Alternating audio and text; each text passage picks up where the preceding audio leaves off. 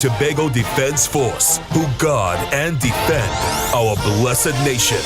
Listen live on I-95.5 FM or watch live on the I on Dependency Facebook page or YouTube channel. I on Dependency. We don't just share stories, we change lives.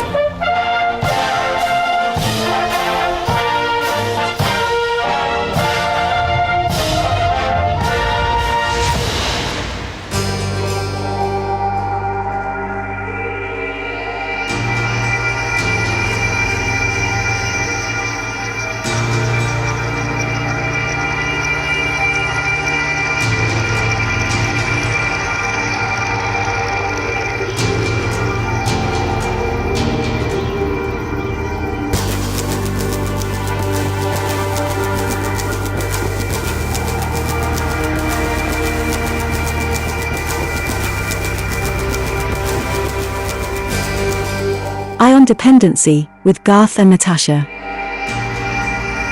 Reality radio, at its best, where every life is a biography.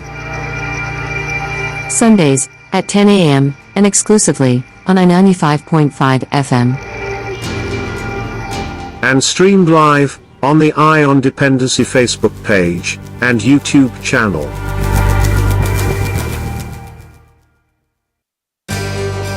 Ion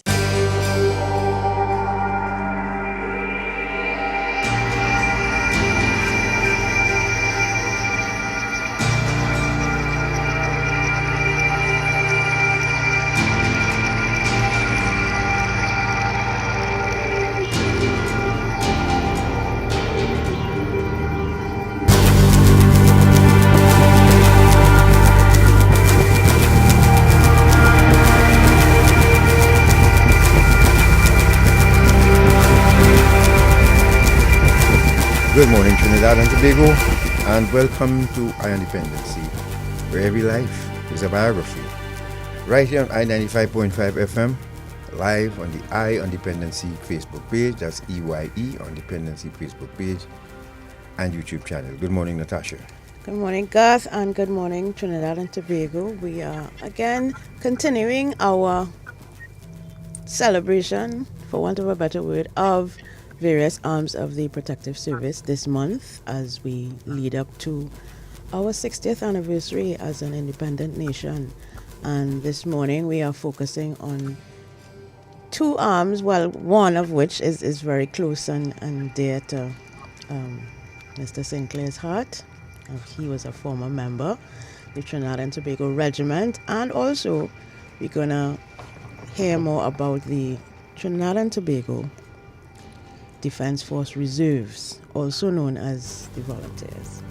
Well, formerly known as volunteers, yes. And we all know how that started, but we'll get into that. Folks, let's get right into it. In studio, we have with us Captain Sean Richards, representing the Trinidad and Tobago Regiment this morning. Captain, good morning and welcome to Independency. Good morning, Mr. Sinclair. Good morning, Trinidad and Tobago. Thank you very much for joining us. And also we'll be speaking with Major David Benjamin, who's joining us via video calls. They're online already. And Yes. Sergeant Michelle Nicholson, representing Trinidad and Tobago Defense Force Reserves. And you will hear more. Folks, if you are interested in joining the reserves, then this is your opportunity to hear about that. If you or your son, daughter are interested in joining the Trinidad and Tobago Regiment, you'll hear about that too. And I'm sure from this morning you'll be satisfied that you want to be a part of this institution. And I use the word institution deliberately here. Now, as we did for the police service, and we thank the police service for starting this journey with us, and good morning to Mr. Arjun Singh, and retired Special Branch Officer, and also Mr. Achi and the Commissioner of Police and all of us who accommodated us and trusted us with their brand. We thank you very much. And as usual, we're going to start this morning's parade, if I should use that word, with you must have, when there's a parade, you must have a band. And we want to take you back, as we did, and this is the beginning. I won't say the beginning, but the Defense Force Steel Orchestra, as you know, it was started by retired Brigadier General Carl Alfonso. And they made a trip to Australia. And they joined forces with, Natasha, you want to tell them? The West Australia Pipe Band. And what kind of pipes, you might ask? Bagpipes. This is a unique mix of the Scottish bagpipes and Trinidad and Tobago's own steel pan. It's a really nice piece that was performed by both units, the Defence Force Steel Orchestra and the West Australia Pipe Band. Right. So just to relax our guests as we prepare them for this journey with us here this morning, let's take in a bit and give you time to log in. Remember, you can find us on on Dependency Facebook page, EYE, on Dependency Facebook page, or YouTube channel of the same name to join us, because we have lots and lots and lots of pictures to show you today. Lots. And as we take this journey. And I should mention also as well, you know our mandate. We have a concern about an 11-year-old who is a cocaine addict. And before we wrap up, we want to raise that issue with the authorities to try and save this guy's life. His family, mother, father, sister, they all using cocaine. It's a sad state of affairs, but we have to start protecting our children in a more serious way. And then, to wrap up, we will have 2015, the women of the Trinidad and Tobago Defense Force, they did a nice display. Combination, all the formations, Air Guard, Coast Guard, Regiment, Reserves, only women came together and did a nice precision drill. You would love that. We want to highlight that before we wrap up. So let's go to this piece. Let's start the parade with this band, the Defence Force Steel Orchestra, with the Australian Pipe Band, as they serenade you this morning while we get settled. Let's go to that short one.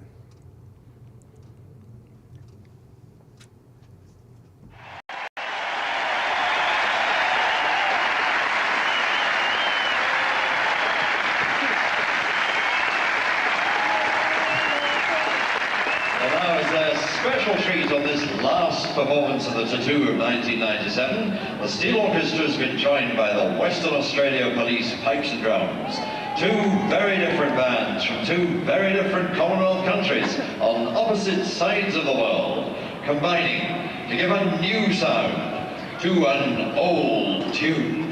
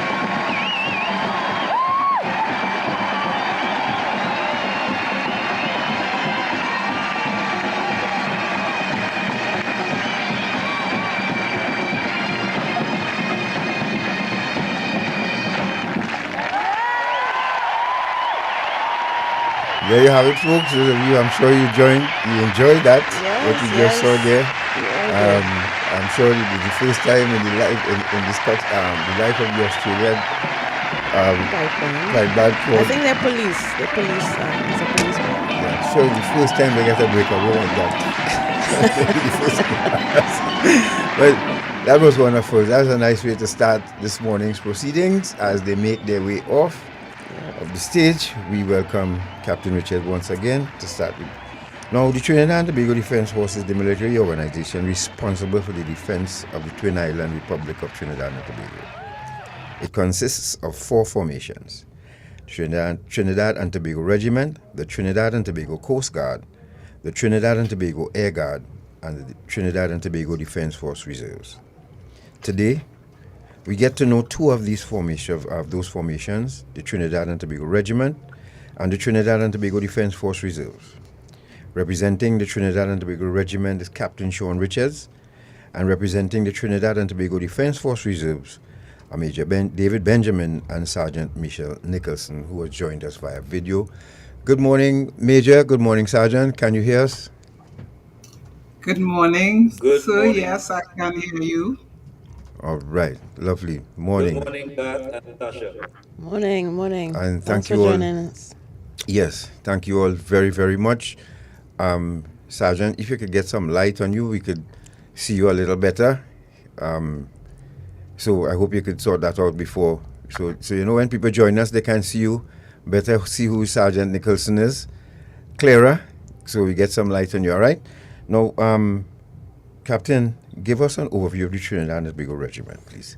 Okay, so the Trinidad and Tobago Regiment, as you said, is one of the 4 formations of the Trinidad and Tobago Defence Force. It's a land-based formation, right? And it was formed together with the Coast Guard just before we achieved independence. It was one of the conditions for independence, right? So the regiment consists of presently a headquarters, 4 battalions or 4 units, right, and 4 detachments. The 4 battalions are the 1st Infantry Battalion, which is located at Camp Ogden, along Circular Road, St. James. And Shortman, you could show us those images while the captain is speaking, please, so you could start with C. Sorry, Captain, go ahead. Oh, okay. Right. The 2nd Infantry Battalion, which is located at Camp Laramine on the M2 Ring Road in Laramine. We have the 1st Engineer Battalion located at Komoto Barracks, Wallerfield, and the Support and Service Battalion, which is located at Tetron Barracks, Chagramas. The regiment headquarters is located at the corner of Knox and Abercrombie Street in Port of Spain, which is responsible for the overall administration of the regiment.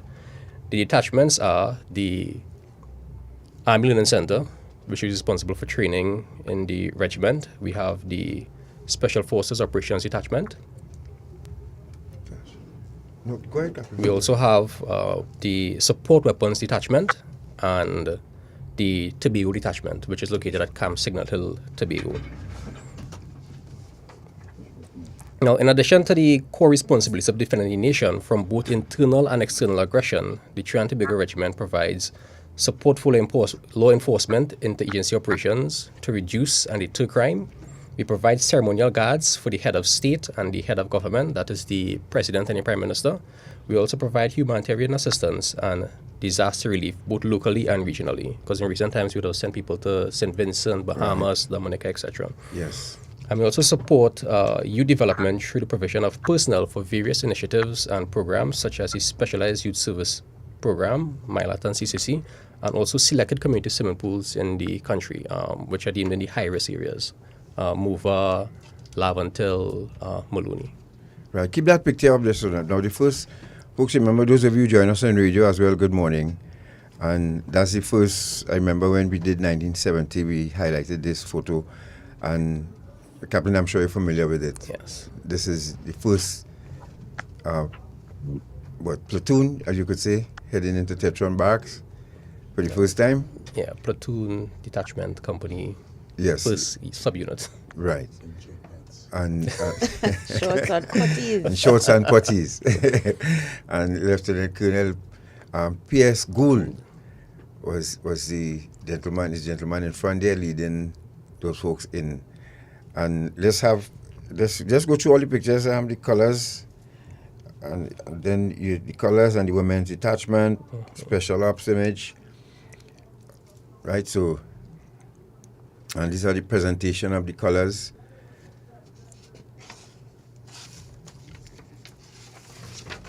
Well, while we are going through those photos, if Captain, if you'll allow us to, if you could share a little bit about your entry into the force, tell us a little bit about when and how you joined. Well, I could do better than that. Captain Sean Richards was born and raised in Superior. While attending Faizabad Anglican Secondary School, he joined the school's cadet unit. There, he got exposure and developed an interest in the Trinidad and Tobago Defense Force. Captain Richards joined the Trinidad and Tobago Regiment on 21 November 2005. Captain Richards has been employed as a platoon commander, detachment commander, adjutant, training officer, company commander, battalion second in command, and is currently employed as the G1, that's Personnel and Administrative Staff Officer at the regimental headquarters. He is currently pursuing a Bachelor's of Science degree in Political Science at the University of the West Indies. He is married and has 3 children. And we were talking to the to some members of the cadet force just the other day, and that was your introduction basically to military life. Yes, because when we had training exercises back in my time, the Defense Force supported us a lot, mostly the Coast Guard, because we would be in most of the rural areas. I remember boarding Coast Guard vessels moving from Point Fortin to Cedros and have to walk back, going to the ranges. There are plenty of Coast Guard officers and regiment officers at the range with us to make sure that we have the weapons and the safety in order to practice issues. Yep. Yeah, so seeing how these guys operated kind of was a catalyst to join the Defense Force. Right. And your family and friends, how did they feel about it? I mean, they already knew you in cadets, so I guess they felt it was a natural Yeah, transition. they thought it was natural. And right. So there you have it, folks. And those of you who are just joining us, we are speaking with Captain Sean Richards. He's in studio with us. And via video, we have Major David Benjamin and Sergeant Michelle Nicholson. Sergeant Nicholson, can you hear us still, right? Yes, No. sir, I'm hearing you. Thank Right. you. So to give us an overview of the Trinidad and Tobago Defense Force Reserves now, before we get in deeper into it. Good morning to everyone, the panel there. Good morning, sirs, and good morning to Trinidad and Tobago. It's a pleasure to be here, and more so to have a platform to expose the roles and functions of the Trinidad and Tobago Defense Force, and more so the Defense Force Reserves. So to start off, Cabinet Minute number 1798 draws reference to the Defense Act number 7 of 1962. And this is whereby provisions were made for the establishment of a volunteer defense force termed the VDF. This is also in alignment with the Defense Act Chapter 1401, Section 51D. And I would like to read a short excerpt, and I quote, "There shall be established and maintained in Trinidad and Tobago a body of military forces styled the Trinidad and Tobago Defense Force, consisting of such other units as the President may from time to time think fit to be formed, and styled by such designation as the President shall declare by notification." End quote. So this is the original concept of the VDF. According to this very Cabinet Minute 1798, this provided for the establishment of 3 rifle companies comprised of the part-time personnel to operate as an integral part of the regiment as a force multiplier. These rifle companies were to be administered by a small headquarters staff composed of the permanent TTDF members as legitimized by section. However, only one company consisting of 5 officers and 120 men was established in September of 1963, and they were referred to as D or Delta Company of the Trinidad and Tobago Regiment. This very Cabinet Minute therefore served to revitalize the original VDF concept to include Coast Guard, inclusive of the air wing elements. At present, the VDF is now recognized as a separate formation to provide support and operate as an effective force multiplier for the TTDF. The VDF consists of a permanent staff and a part-time staff with comparably parallel structures. Chapter 11 of the Defense Act specifically governs the VDF in conjunction with other aspects of the Defense Act. In 2005, the VDF was termed the Trinidad and Tobago Defense Force Reserves, and members are now called reservists. On the 6th of August 2005, the TTDFR originally changed its headdress from green to red. And on the 11th of October 2008, the DFR celebrated the inauguration of its flag. The TTDFR now incorporates into a single formation elements of the maritime and air personnel of the Trinidad and Tobago Defense Force. The TTDFR currently operates from 2 locations. The headquarters, which is located at Tucker Valley Mail Road, Macrib, Chagaramas, and the Tobago Detachment, which is located at Tractorpool Road, Shore Park, Tobago. The current strength of the TTDFR is 385. The permanent staff is 175 and the part-time staff 210. There are 279 males and 106 females. And the DFR is currently engaged as we speak in a recruitment process. It is important to note at this juncture that the Defense Force Reserves will be celebrating its 59th year in existence in September.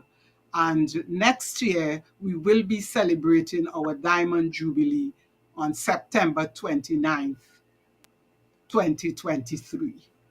Thank you. And folks, for you to know a little bit more about Sergeant Nicholson, Mr. Hinkson, can you put back up the image? Oh, please, I want to comment on that image.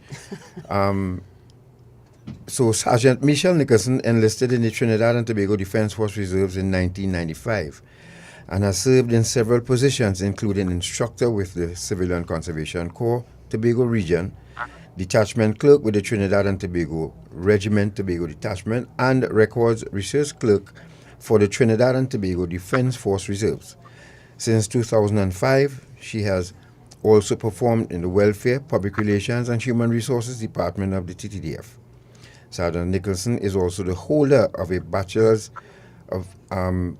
degree in sociology and a master's in distinction in criminology and criminal justice from the University of the West Indies, St. Augustine. She is currently pursuing a PhD in the same subject from the regional university. Her hobbies include research, music, physical activity, and community work. And Sergeant, I must say, this image here, I couldn't help but notice. The man who dressed that front rank, I hope you all give him some drinks after that. That you don't know. I couldn't help but notice that. If you notice this, what is happening here? Because I was a little confused. Is this part of the drill? What is happening? Well, they were preparing their bayonets. They just fixed their bayonets. Okay. If you notice, so the bayonets and the rifle, and that's the drill carried out during the parade.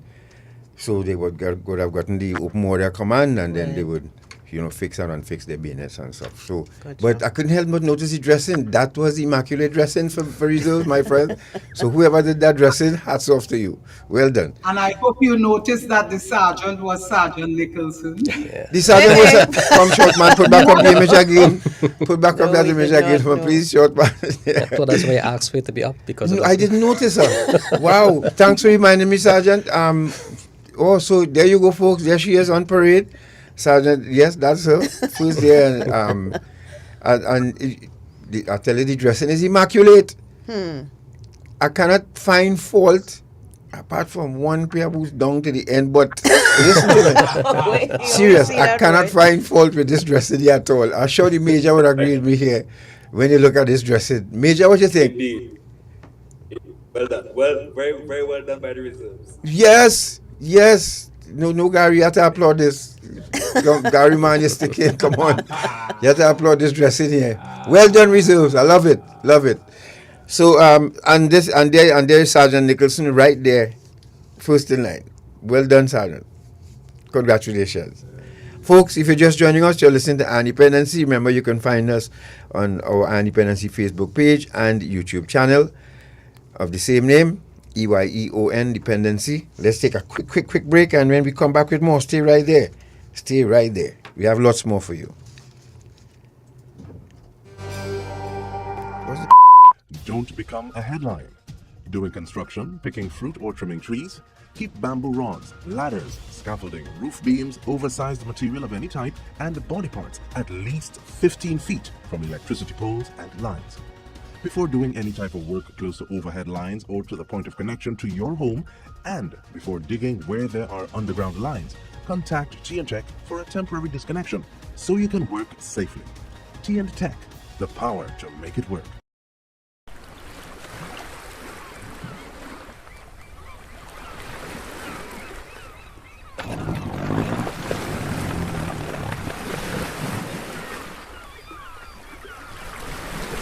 Hey, Cappy, talk to you now, boy. Got a small work for you to do. You make a quick 10 G's. We're going to do for me. 10 G's? What's that how I do there, boy? What you doing? Taking your boat, going up the islands, pick up some people and then bring them back here for me. That's all you have to do. That sounds like human trafficking, boy. That's a serious crime. I can't make that. Trafficking in human beings is a serious violation of a person's human rights. It violates a person's right to freedom of movement, freedom of choice, freedom of speech, and freedom of identity. It is a heinous crime which affects local, regional, and international peace and security. A victim of human trafficking is subjected to many types of abuse. The crime destroys a person's dignity and self-worth. Victims often feel hopeless, are suicidal, and are stigmatized in their communities. Child victims are deprived of their rights to education, play, and social interactions. They're essentially robbed of their childhood, and that can never be regained once those years have passed. If we do little or nothing to fight against human trafficking in our country, we can face economic sanctions from international agencies and partners. Our country will be losing money. Doing little or nothing to fight against human trafficking will tarnish our country's international image and, most of all, the value we place on human life. Human trafficking is no respecter of persons. Anyone can be a victim. So let us all strive to safeguard human life and dignity in Trinidad and Tobago. We are the Counter-Trafficking Unit of the Ministry of National Security, Trinidad and Tobago, safeguarding human life.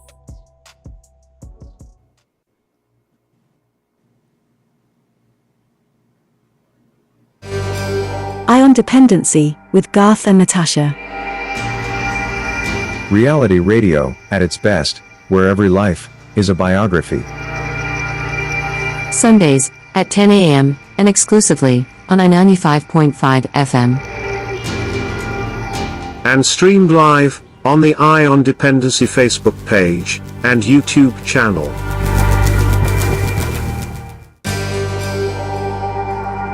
Thank you for staying with us. This is Ion Dependency, and we are talking about the military and the formations of the Trinidad and Tobago Defense Force that have contributed to our life as an independent nation, the Trinidad and Tobago Regiment and Defense Force Reserves. And in studio with us is Captain Sean Richards, and via video we have Major David Benjamin and Sergeant Michelle Nicholson.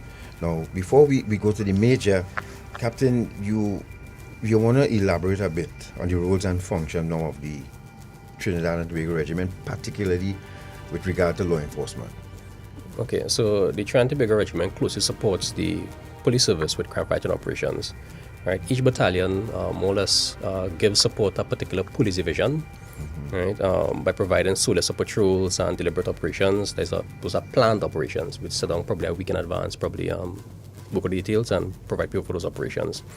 Right, the patrols are usually conducted with persons from the various task force in the police divisions.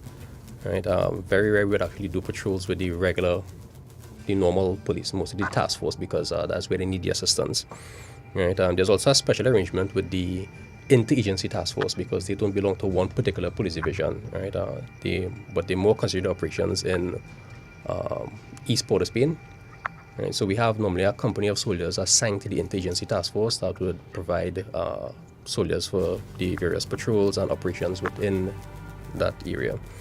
Right, sometimes we support other divisions within various ministries, such as the Land and Settlement Agency with operations for illegal quarrying, right, where we try to curtail illegal quarrying, and also with the Customs and Excise Division of the Ministry of Finance. We do patrols with them on request, mostly in the Cedros area. Okay. Yeah. And as folks, as you've seen some of the images up there, and I know you youngsters looking on, some of you, I know one or two of you watching right now, and I'm sure these images would be really attractive to you. And you're looking at these women, especially in their kit and outfitted, but to get this to this point is a lot of work. You know, it's just, you don't just walk in Tetron Barracks and they give you a kit to wear. I can guarantee you that. You have to work for it. And so this image here, right, the yes. Woman in front here, she's actually one of our first infantry officers, female officers. Oh, really? Yes, that's Lieutenant Tiffany Robley. Oh, that's Lieutenant. I've heard about Lieutenant Tiffany Robley. First infantry female officer, yeah. First infantry female officer. Yeah. We had like logistics, administration, engineer female officers, but it's the first infantry female officer.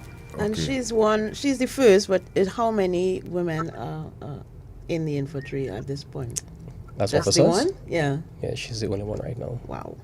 Yeah, but she has a lot of bite when you see that. Yeah, I think we have 2 in engineer, in the engineer battalion right now, and the rest are spread mostly in administration and logistics. Lovely. Gotcha. This is wonderful, and you know, it's really nice to see our citizens. You know, I will encourage any youngster who has that ability, go and join the Defense Force. Just choose any arm, line up, sign up, and serve your country. It serves you well in the future. Believe me what I'm telling you. You will get tools to survive by, even if you fall by the wayside. And once you take those tools seriously that you get.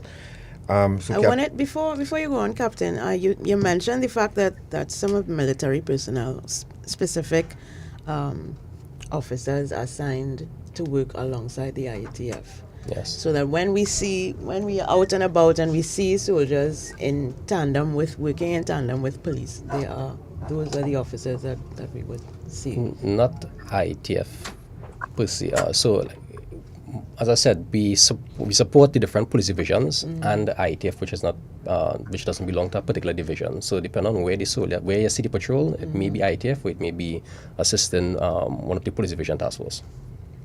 Okay. Right, and we have, as I said, folks, we have the pictures here showing you here this morning. Those of you who can join us, those of you listening on radio, well, we can describe it for you, but you're missing out on some nice images of the Trinidad and Tobago Regiment in action here. Now, Captain Richards, the regiment celebrated its 60th anniversary of service to nation. We'd like you to elaborate on the significance of the milestone and at the same time tell us what are some of the recent notable achievements of the regiment. Okay, so just like the country celebrating 60 years as an independent nation, we are celebrating 60 years of existence as a formation, as a defense force. Right. So we kind of have this close celebration with the nation. So most of the things that happen around this time, we play vital roles in it in preparation for the parades and this stuff. All right. So some of the most notable recent accomplishments of the regiment would include the commissioning of the Army Learning Center, that's one of the attachments I mentioned before, the Leadership Institute for Excellence, the Life Building, there's the abbreviation, at Tetron Barracks. This happened on the 27th of August, 2022. Right. We also started the construction of new living accommodations for the 2nd Infantry Battalion at Camp Laramie. Right. In recent times, during the COVID, we were able to train 3 batches back to back, 3 batches of recruits, right, in a biosecure environment. That was the first time this has ever happened in the country, right? And it was successful. 3 batches back to back, high pace. Or the combination, or just Yes, 3? there was, I think the last batch was just regiment alone. Just regiment, okay. Yes, yeah. Right. We also recently, well, not the regiment per se, but the Defense Force recently took over the UTT current campus. That is now where we're going to establish a Defense Force Military Academy, right? And they already started rolling out particular courses to train service people, right? Also, we started to refurbish the mechanical transport workshop at Komodo Barracks. And that's a very big project. So we were able to maintain our mechanical vehicle transport fleet in the Defense Force, not just the regiment alone, by upgrading the facilities at Komodo Barracks. So, and as you said, and I want you to repeat something that you said at the top, so those who don't understand why we have a regiment, there are still people out there who still would use those, and can't forget, like, ignorant, they don't just understand. paying men to shine their boots on in Tetron and, yes, and so but on. the country celebrating 60 years and the regiment celebrates 60 years. There's a reason that we have a regiment. Could you, again, for those who don't understand why? So one of the conditions when we were getting independent was to have a military force or defense force that could defend against both internal and external aggression. Right. So it's not just about, as I say, shining boots and looking good on parade. We support a lot of things in Trinidad and Tobago. Most times you won't see it being displayed, but we assist a lot, right? Various arms of the ministry. Like they say, when things you can't get something done, call the defense force, call the military, and we get it done. When there was the closure of Petrotrin a couple of years ago, right, the regiment went and secured the state assets at Heritage, what is Heritage now, in Karakara Park and Point Up. I remember I was there when Santa Flora closed down in expression production, right, and it was very wild, I would say, where the disgruntled former employees were setting fires to buildings, sabotaging equipment that we had to try to remove from roads that were causing roadblocks that impeding the fire service from putting out some of these fires in them. We also took control of the refueling bond at Paria, right, to make sure that the gas stations received fuel. So a lot of things that we do that we don't advertise. Well, Captain, you're singing to the choir here, right? And of course, I always tell people that, before you wake up, the amount of things the regiment would have gotten done before you open your eyes in the morning, you have to be there to understand. So it goes without saying. But it's just a silent force. They don't. You would never. When last you're the chief of defense staff anywhere, or the COTTR, or Coast Guard. Imagine we getting Coast Guard to come here next week, Sunday, God's willing. That has never happened before. Why? Because these forces prefer to do their work without fanfare, and that's just the MO of the TTDF, and people need to understand that. So, Captain, thank you very much for elaborating. Natasha, could you do the honors of introducing Major Benjamin, please? Certainly.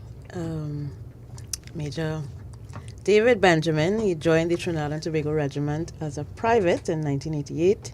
In 1993, he was selected to attend the prestigious Sandhurst Military Academy in England, where he achieved the Certificate of Proficiency in Military Leadership. In 1997, he was posted to the TTDF headquarters and assigned as the Defense Force Physical Training Officer, with responsibility for the design and implementation of the fitness policy of the TTDF. Major Benjamin has also held the position of Director of Sport and Physical Education at the University of the West Indies, St. Augustine. He is also an advocate and supporter of persons with disabilities. Starting as a volunteer for Special Olympics Trinidad and Tobago for over 20 years, he now serves as the chairman of the board of Special Olympics TT. He is also a director on the board of the First Citizen Sport Foundation, and he's the current director of the Specialized Youth Service Programs, SYSP, with responsibility for the Civilian Conservation Corps and the MILAT programs. That's Major why Benjamin. that's why most of the time it's so difficult to nail him. Yeah. But, He's a very busy man. Major Benjamin, good morning, and thank you very much for sitting with us again. Good morning again, Gav, Natasha, and the panel. And And good morning to Trinidad and Tobago. Thank you very much for having me. yes, and to those of you Dependency listeners and viewers, you know Major Benjamin is no stranger to Dependency. He has been with us several times, representing, of course, the Civilian Conservation Corps, one arm of the SYSP. Now, Major, tell us about the Defense Force Reserves, including your work in developing the youth of Trinidad and Tobago. So the Chief of Defense Staff has mandated that the youth development work within the Trinidad and Tobago Defense Force be spearheaded by the Trinidad and Tobago Defense Force Reserves. The Trinidad and Tobago Defense Force continues to execute its mandate as it pertains to youth development. The formation administers the Specialized Youth Service Program, which is part of a youth-focused initiatives throughout improvement and implementing positive inputs in the lives of youth in Trinidad and Tobago. These programs offer social intervention, discipline, behavioral change through military intermediation, skills training, and academic training and development. The Specialized Youth Service Programs are a suite of programs which include the Civilian Conservation Corps Program, the MILAT program, which is military-led academic training. We've been recently reassigned the MyPAT program, military-led program of apprenticeship and reorientation training. The difference between MyLAT and MyPAT is MyLAT is academic with a CSEC result in terms of what persons graduate from the program, as well as the MyPAT program is technical vocational in focus. We also provide support to the Children's Authority of Trinidad and Tobago, to a male transition home in Trinidad. We will in the near future be providing support again to the YDAC centers, which is the Youth Development and Apprenticeship Centers, formerly known as the youth camps. Yep. As you would know, many years ago, the Trinidad and Tobago Defense Force would have started its youth development work in terms of support for the youth camp programs. Government is intending to bring back those programs and have already made overtures to the Trinidad and Tobago Defense Force to support them in the implementation of those programs. The final SYSP program is the new Community Pools program, which is spearheaded through the reserves and has support from the wider Defense Force. So those in capsule are the Defense Force program. The Civilian Conservation Corps program is really the flagship program of the Defense Force in terms of youth development. It has been in existence for over 20 years. It caters for young persons between the age range of 16 to 25 years of age. And its primary focus is attitudinal change. But we also ensure that along with that attitudinal change, we also equip those young persons with a number of skills that would be able to allow them to transition seamlessly into the workplace and also be able to positively contribute to the fabric of the society of Trinidad and Tobago. Now, sorry, go ahead, Major. Sorry, go ahead. No problem at all. The Civilian Conservation Corps program is located in 8 regions throughout Trinidad and 1 in Tobago. So 7 in Trinidad, 1 in Tobago. We are currently serving, on average, annually, approximately 800 persons. We was before the ministry that it has received a tacit agreement in terms of increasing the intake number from 800 to 1,000. So it is hoped that from January 2023, we'll be looking at a new intake for the Civilian Conservation Corps.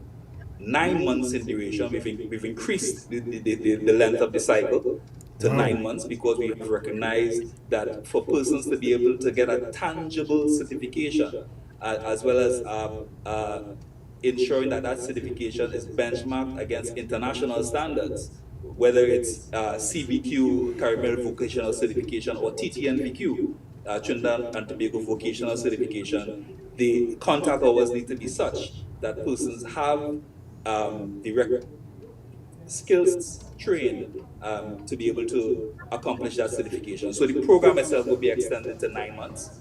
We have 1,000 persons already. We are oversubscribed, but we're hoping that we're able to provide places for all of those persons who best fit our Civilian Conservation Corps program in the future. The MILAT program is the shining new gem of the Specialized Youth Service programs. It is a program that I would have proudly started in 2007 as the first program director. At that time, it was twinned with the My Part program. We ran both programs out of the Old Mausika Teachers Training College. So far, that program has produced over 1,000 citizens of this country who are positively contributing to the fabric of Trinidad and Tobago. It caters for young men at this time between the age 16 to 20. We are at the cusp of bringing our new female intake in. We have some facility challenges at this time. Endorse that. Looking to make that once we bring our females in, we will ensure that they have the requisite facilities and support to ensure that they can best thrive as the young men from 1997 to date have really thrived in the MILAT program.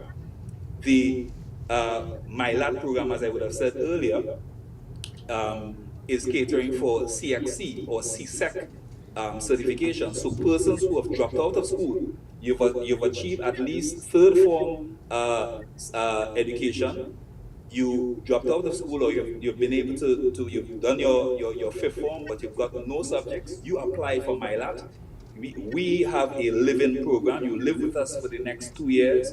You actually go back through the fourth form and fifth form curriculum, right? Alongside attitudinal adjustment. You're in a regulated environment. We teach you non-combative military skills. We make sure that you have all of the tools that are required to make you a better person, to make you a positive contributor to society. And at the end of that, we ensure that you leave with a full certificate, right? Our average certification, persons leave our programs with 5 subjects on average. Those who have done better have left with 7 subjects over the past years. That program has really done us proud. I'm really proud of how that program has unfolded. The My Part program is the brother program to the MILAT program, and that has a technical vocational output. So what we do is we focus on the regulated environment. So they live with us as well. We prepare them through literacy and numeracy. We work with tutors. We work with psychosocial development. So we have counselors that work with our MILAT and MyPart students to be able to stabilize the issues that they would have come to the program, or eliminate those issues that they would have come to the program with. At the end of that process from my part, we then work with a number of partner institutions, so NESC, MIC, as well as the Trinidad and Tobago Defense Force itself, because through the Defense Force, we've been able to do our culinary arts program for Civilian Conservation Corps. That would be exposed to our MILAT students as well. Also, there's a building and construction course that we would have done with the Engineer Battalion of Trinidad and Tobago Regiment, where our young men would receive National Training Agency, NTA, as well as national, or through the Ministry of Education, there's the National Training Institute. So there are 2 levels of certification of a technical vocational nature that we'll be able to award to our young men. So we make sure that those young persons who come to our programs, the CCC, the MILAT, the MyPart programs, leave those programs in a better place, being able to be employable and being able to positively contribute to our society. The last 3 programs are new programs that we've become involved in.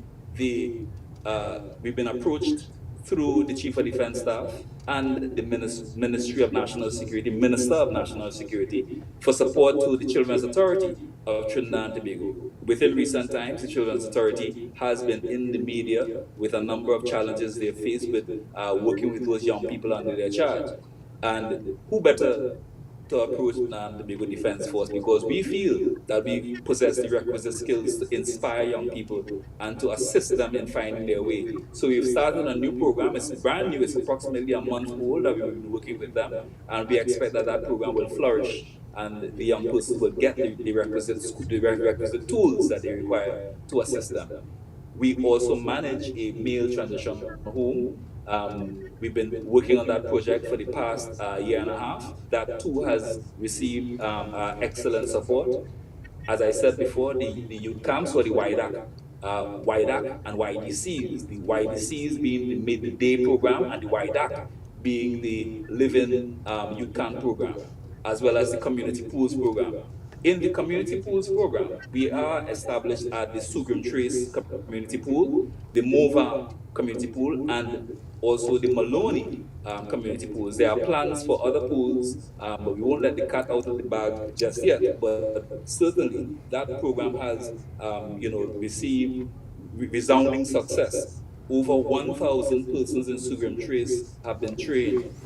In Maloney, just recently, last weekend, there was a competition between Maloney, youth of Maloney, and as well as the youth of Mova, right? All coming together, participating on the forum of sport in the swimming pool area, and really showing the talent that the potential national talent as well that Trinidad and Tobago has coming from these areas where our community pools are. So that's a snapshot into the specialized youth service programs and the programs offered under the Trinidad and Tobago Defense Force and now through the Ministry of Youth Development and National Service. Wow. Major? It's amazing. I mean, let me just jump in here quickly. A lot of people think that young people are underserviced in Trinidad and Tobago. But what you have just shared with us, Major, indicates that there are programs out there. Yes, they're voluntary, but there are many, many programs of all types that are available to young people. That unfortunately is not known, is not and you mentioned that CCC and MILAT are oversubscribed, and there's a reason for that, because they're good programs and there's a need for what the Defense Force is contributing to youth development. So again, I mean, we need some applause. We need some applause, Gary. Yeah. I mean, by the end of maybe this year or early next year, we should be calling you Colonel Benjamin, because the amount of work that they put on your shoulders to bring our youth up to scratch and keep them in line, that's amazing. That's a lot of work, Major. Yes. And we want to congratulate you. I just want to interject. You know that Trinidad and Tobago has, per capita, the largest number of youth development programs in the Western Hemisphere. And a lot of people don't recognize the fact that there are tremendous opportunities for young people. Yes. Once you want it, once you have the passion for it, there is something out there that you can fit yourself into. So there is no excuse for a youngster right now to go on TV or on media and say there's nothing for me to do. Absolutely. There's absolutely no reason. Unfortunately, most of them are voluntary, but it's really maybe a couple of years from now we should look at being mandatory, where from the time they leave school, you have no academic qualification or vocational skill. You head to one of these programs, whether you like it or not. Your parent don't want you to go, then show us what you have for him to do. Otherwise, he's coming with us. He or she, this is how I would love to see it. But the other question I wanted to ask the Major is whether these programs, because they are military-led or guided, have they provided the Defense Force with recruits? I mean, do people tend to gravitate towards the military as a career option? most certainly, the Defense Force, by dint of its training and the nature of the training that we do, we have a positive impact on the young people that come into our spaces. Right? The Civilian Conservation Corps is one such, I would say, actually I want not a feeding, but a ground of germinating young soldiers, sailors, airmen. Right? Many have joined the Trinidad and Tobago Defense Force. They are the elements of the Defense Force. Many of them have joined the other protective services, the Trinidad and Tobago Police Service, the Prison Service, the Trinidad and Tobago Fire Service, have all benefited from the graduates of our specialized youth service programs. I think over right now it's close to, I would think, approximately 500 to 600 young men and women have joined the Defense Force, the Regiment and the Coast Guard and the Air Guard. And there are a number of persons who we've interviewed recently who would have served, who would have joined as a CCC student, served in one arm of the Defense Force, and is now come back to serve as an instructor in the Civilian Conservation Corps in the MILAD program. We call that the 360-degree circle. Germinating from the youth programs and then coming back to serve in the youth programs. And that to me is a real testimony for the quality of our programs, for the quality of the individuals that the youth programs have produced over the years. And Major, I just want to add too, I want to commend and thank the authorities, the government of Trinidad and Tobago so much for recognizing the importance of the My Part program and to get that going again, because we need tradesmen in our country. And I don't know why it was interfered with some years ago, but thank God there's a vision now to have it get off the ground again under your watch. And because when we in the beginning, my lot, my part, they went hand in hand. As a matter of fact, I remember when they made their debut at the first Independence Parade. Remember when they I'll never forget that sight. They were so excited on that parade. They were overdoing arm swing, even the arm swing. It was a sight to be. They literally took over the parade. Yes. It was really, folks. If you're just joining us, and I see some of you just joined us again on YouTube and Facebook, thank you. For those of you who don't have Facebook accounts, you can find us on Iron Dependency on YouTube. And remember, while you're there, please like and subscribe and click on that notification so that we have lots of exciting stuff coming up for you. In studio with us is Captain Sean Richards, representing the Trinidad and Tobago Regiment, and Sergeant Michelle Nicholson, also of the Trinidad and Tobago Defense Force Reserves. Before we go to the break, though, God, I wanted to bring the sergeant in again, just for her to speak a little bit about the specialized youth service programs in Tobago, because I know that we focus generally on Trinidad, but I know that a lot of good work is happening in Tobago with these programs as well. Thank you very much, ma'am, but the expert on the youth programs, Major Benjamin. What I can tell you about is the core roles and functions of the Defense Force Reserves, the other part of it, and how we support the regular forces. Right, so we could do that when we return from this break. Yes, thank you very much. And folks, remember, we have lots to show you, including that precision drill done by an all-women detachment at a command, I think it was a CDS parade, but it was beautifully well done. And you must see that once you can log on.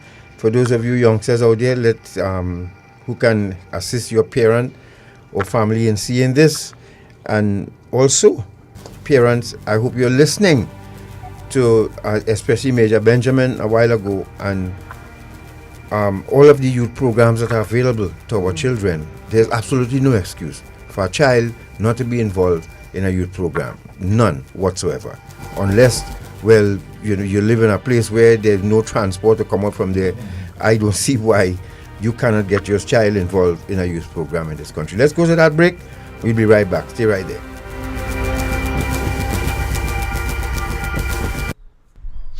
We the sex trafficking thing is a serious thing, you know, boy.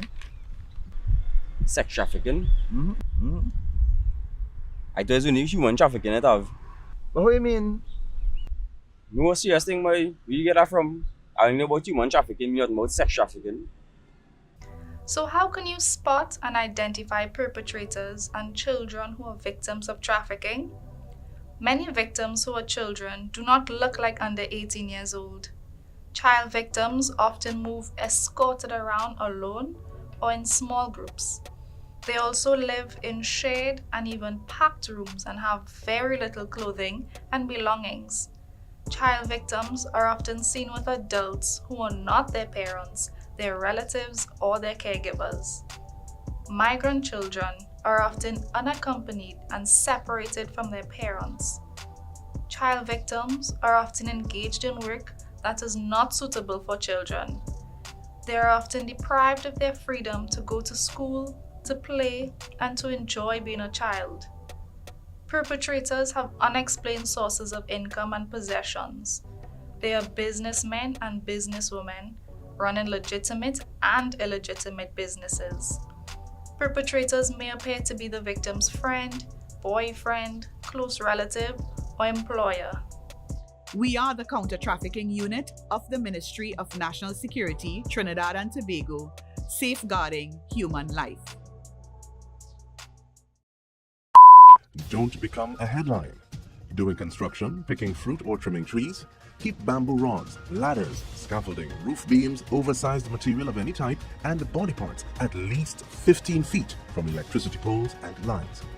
Before doing any type of work close to overhead lines or to the point of connection to your home, and before digging where there are underground lines, contact T&Tech for a temporary disconnection so you can work safely. T&Tech, the power to make it work.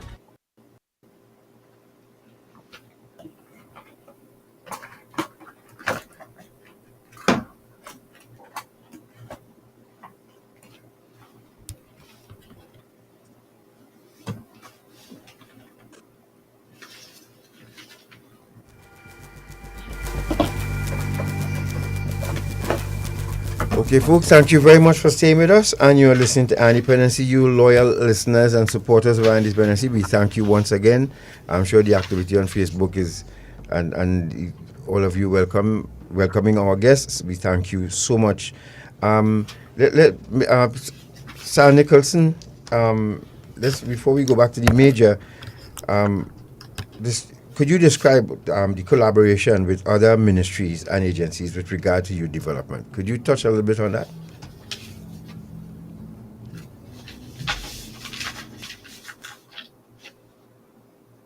Sergeant, you hearing us?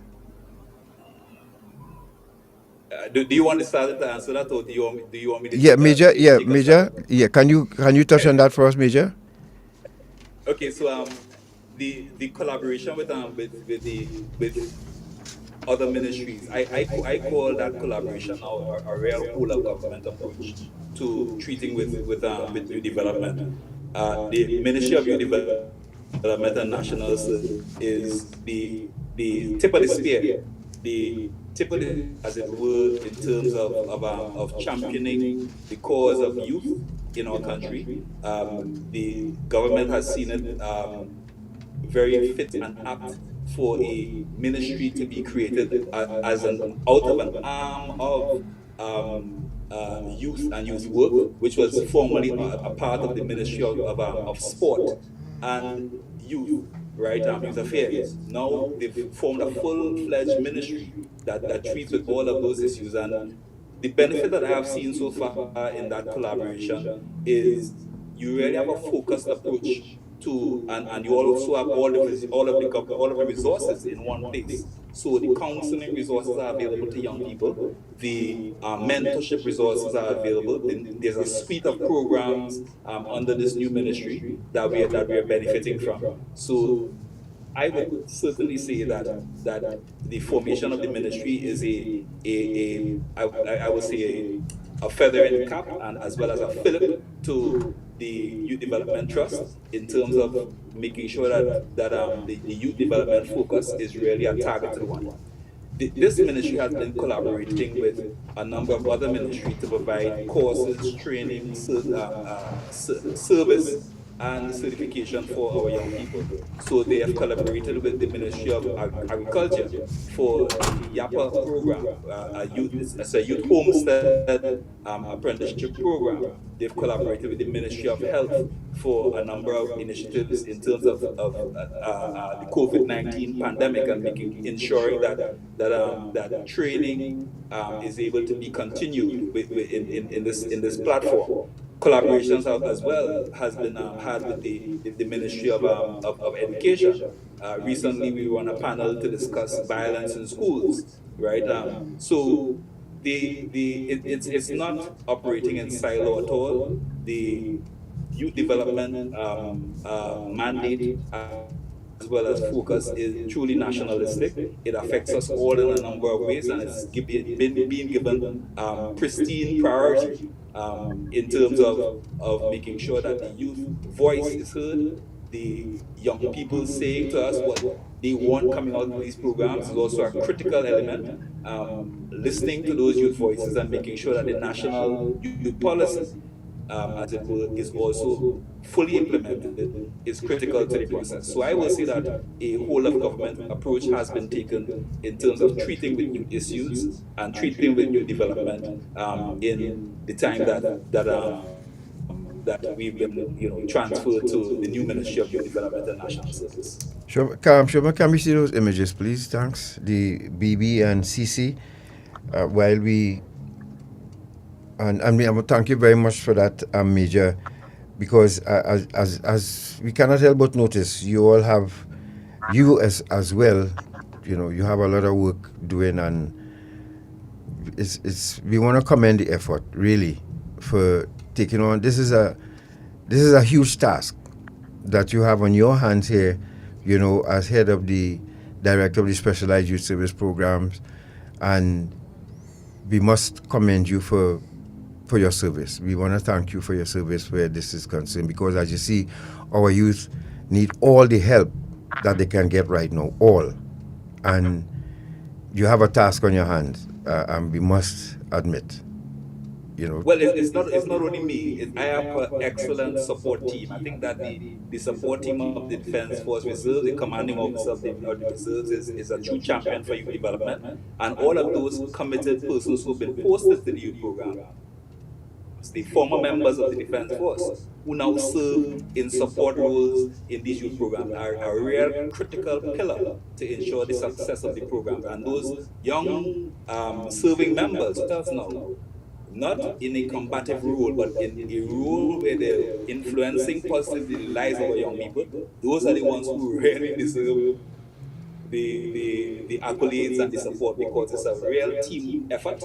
It's a joint mandate for all of us, and I think that the key thing here is commitment, and we're all committed to ensuring that the nation's future is secure through ensuring that the youth of our country are positively groomed and influenced by positive role models in their lives, right? So accolades to yourself, Mr. Sinclair and Natasha, for working with us to highlight what we've been doing, as well as to all of those members of the Defense Force and former members who are now working in the capacity to support those youth programs. You're welcome, sir. You're welcome. And as we see the images there again, this, what do you call this? There's an image of you putting on the headdress on a cadet. Could you elaborate on this image, please? So this is called the capping ceremony, right? In the military, as you know, as a recruit, you don't get your headdress from the first day that you join. You have to earn it. And in earning your cap, it's a rite of passage. It also speaks to your development. It speaks to the fact that you've been able to conquer all of those preliminary challenges, and you're at a new place. You're at a new stage of development, and you've earned your cap, and you wear your cap with pride. Whenever I speak at the capping ceremony, I speak about the significance of the military cap. It is the one thing that persons, the Americans do their own thing, but in our Commonwealth system, you must not salute without your hat or your cap.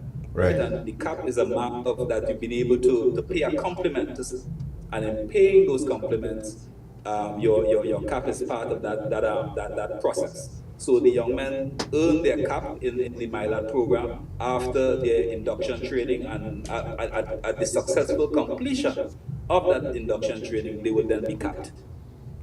Wonderful, wonderful.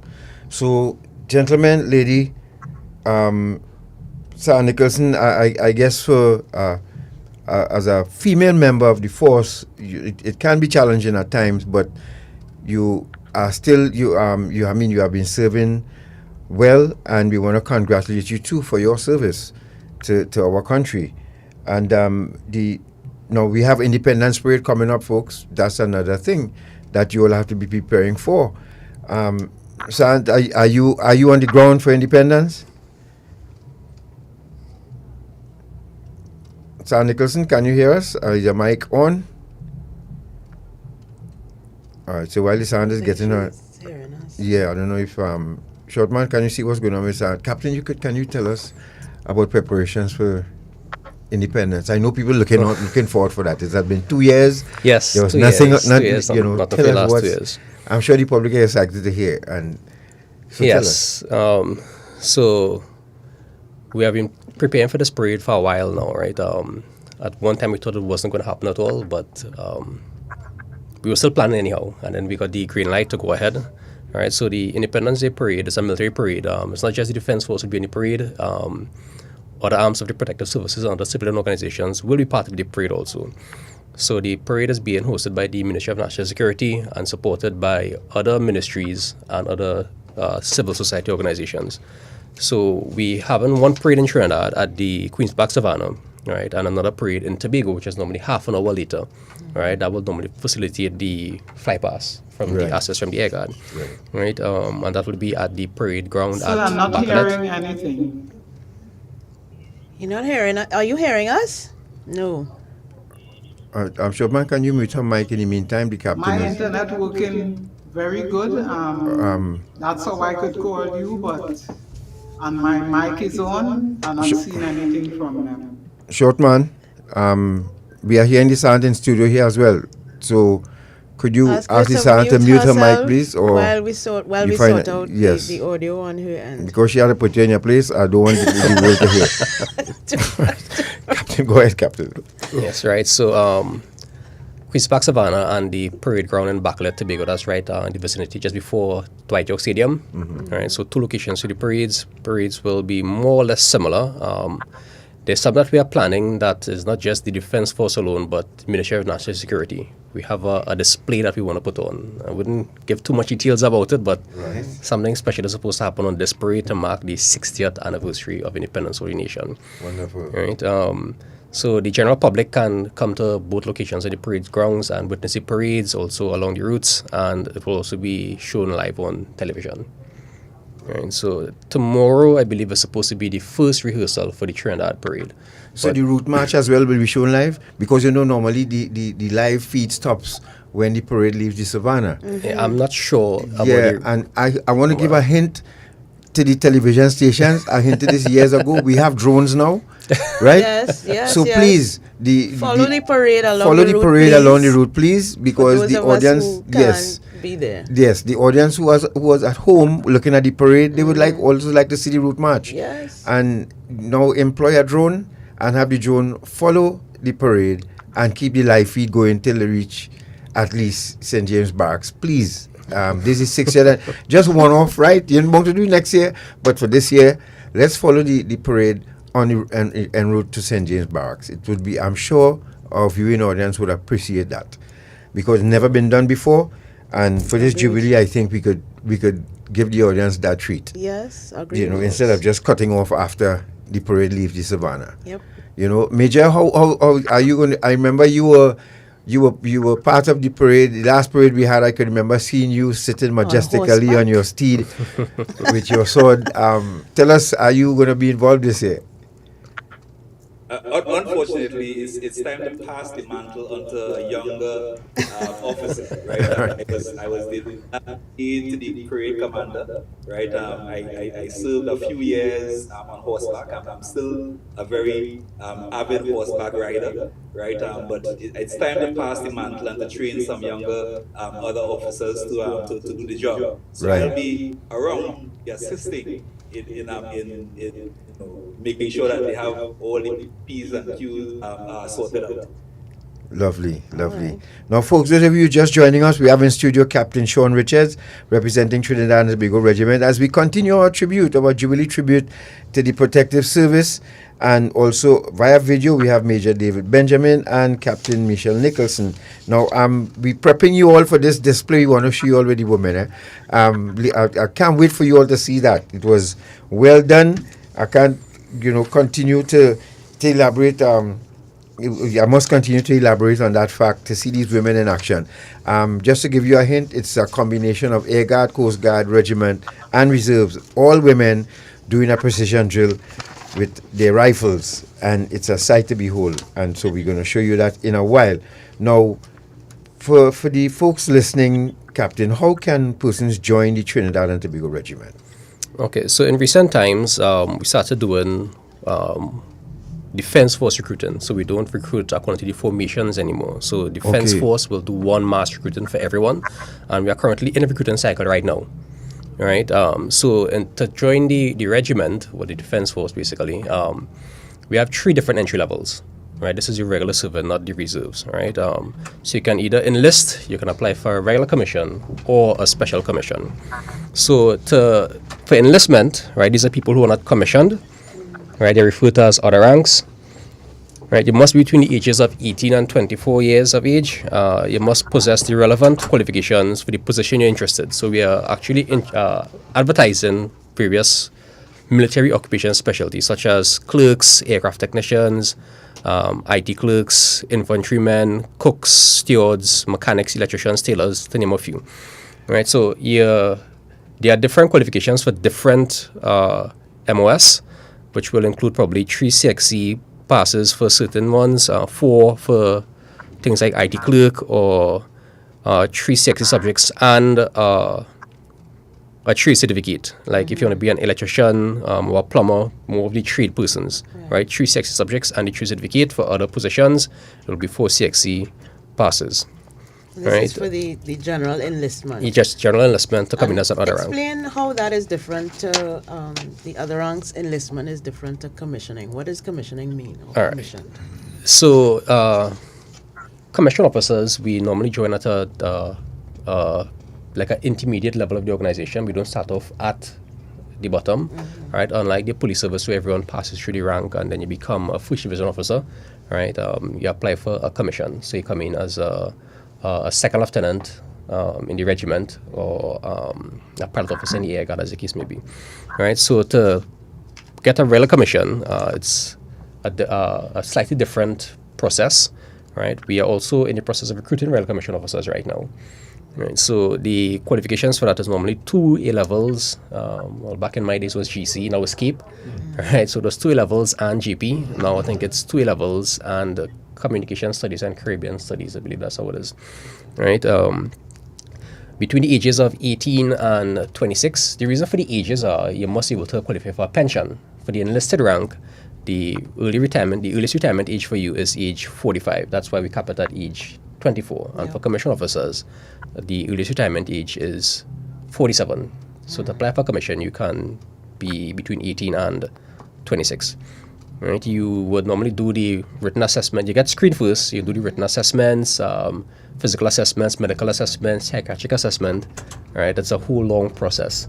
Right? But the good thing is everything is being done at the Defense Force level, so all formations going through the same thing together. Right? And then there's a third level of entry, which is to be a special commission officer. Now, these are people who are already specialized, so not straight out of school. They would have most of the times undergraduate or postgraduate qualifications and work experience. So this would be things like doctors, lawyers, IT specialists, engineers, like civil engineers, project managers, right? Similar process like the regular commission officers, where you are screened, You do the assessments. The training, however, is shorter. Right? For the enlisted ranks, you would train for about 4 weeks. Right? And for the commissioned officers, you have a different program. You train for about a year. Now, in my case, I trained for more than a year because I did recruit training and the commissioning course. Right? And after that, I did some specialized training abroad. So I trained for like almost a year and a half. Okay, good. I was just going to ask that in terms of the training for commissioned officers and other ranks, whether it's different. So it's a Very longer much period. Yes. You would think it would be the reverse, but it's not. It's a longer period. Why is that?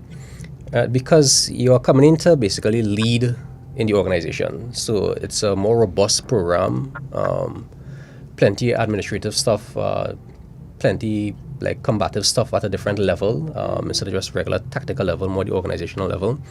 And we also get professional development training from external lecturers, things like group psychology, international relations, counseling. So we outsource people to come and lecture on those things also.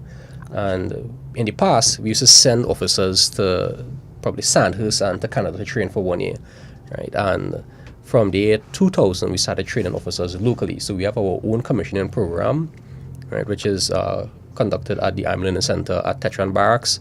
I know for the first one, we had people from Air Guard, Coast Guard, and the region would come to train in Trinidad, right? And in recent times, it's just basically the Defense Force people will train, right? We're still trying to get regional cadets to come and train locally here. So what about the Defense Force Reserves, folks? St. Thomas, you back with us? I'm sorry, St. Thomas. Nicholson, you back with us? Nicholson? Sergeant, you there with us? Said it's pretty much the same. The only difference is that the ages in the reserves is 25 to 35, and you must have a job. So you are already coming in with a skill. And what we do is harness these skills to lend support to the Defense Force, because that is the uniqueness of the Trinidad and Tobago Defense Force Reserves. We are the support unit of the Trinidad and Tobago Defense Force Reserves. We act as a force multiplier. Right. And if people want to get in contact, if persons want to get in contact with you all now, how do they do that?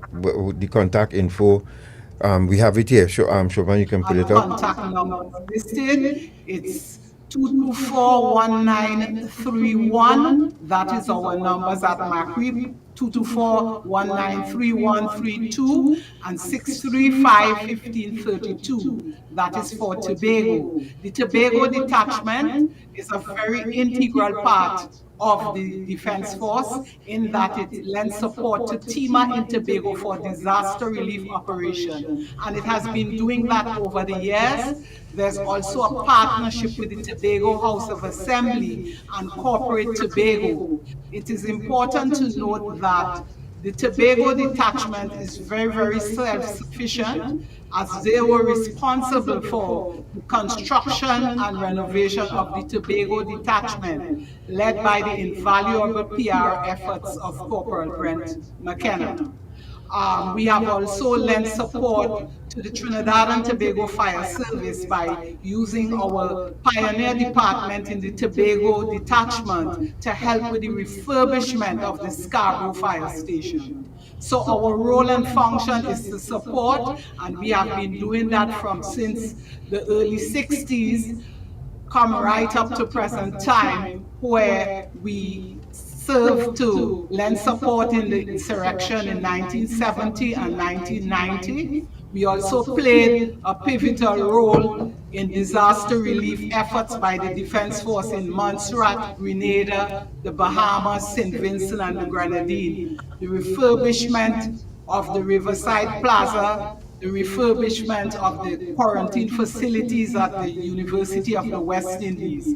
We have been assisting with all of that. And I want to explain a little more about the force multiplier. What it means is that when the Defense Force gets its tasking through the kind Through the kind support of the Chief of Defense Staff, the commanding officer of the Defense Force Reserves is given the mandate. And what we do is lend that support. So when they need additional manpower to do all these patrols at the different areas, Lion Gate and all these different things and the task force, what we do is sometimes within the last 2 years we had a call out, a presidential call out. So we now supply the camps with manpower.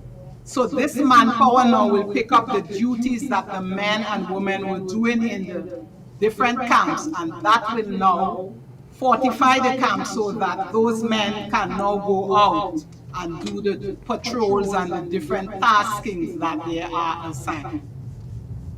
Lovely, lovely. And to contact the regiment, or well, the image went up there with the numbers. Major, anything you'd like to add to that? Well, the reserve, in my view, are a real unique set of individuals, right?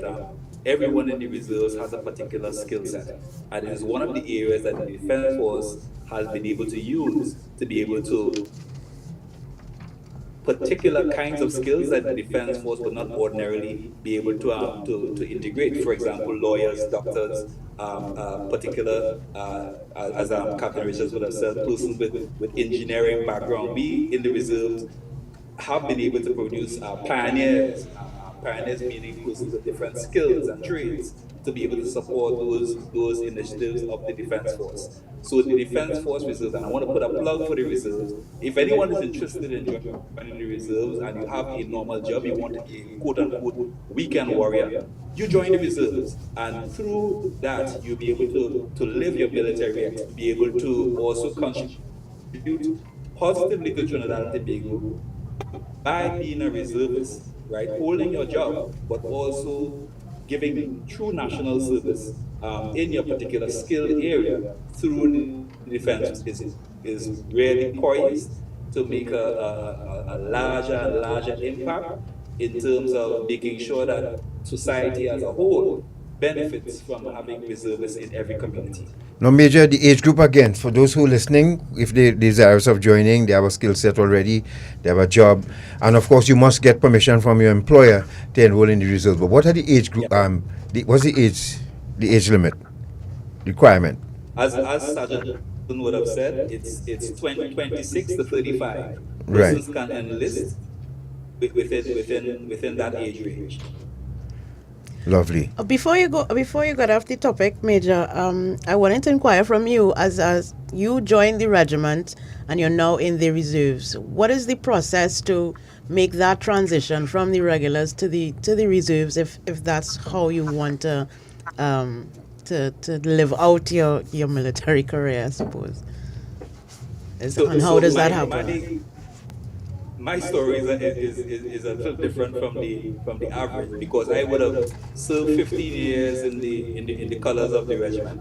I would have left the regiment to do other things. I worked with an international sporting organization. I worked with the University of the West Indies, right? And to start the MILAT and my programs, I was approached to the Chief of Defense Staff to return through the Trinidad and Tobago Defense Force Reserves to launch those programs. And having a passion for youth development and having the requisite skills and qualifications there, I made the choice to commit myself to the service.